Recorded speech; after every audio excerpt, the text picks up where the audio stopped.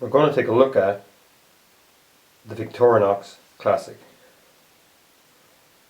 This is a great little tool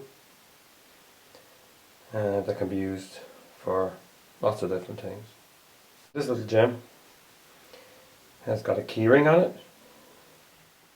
It's got a small blade, which is ideal for opening letters, peeling oranges, cutting string, opening packages. Then there's the nail file, and this has a small flathead screwdriver at the tip, and then the scissors, which comes in really handy for all kinds of things.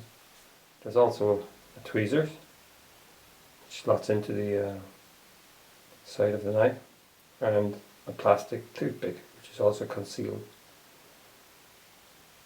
One of the best uses is when it's used as a keyring. Ideal. It's in your pocket, and whenever you need to use it, it's ready. So that's the Victorinox Classic. A really handy tool for everyday use. That's beautifully made and built to last.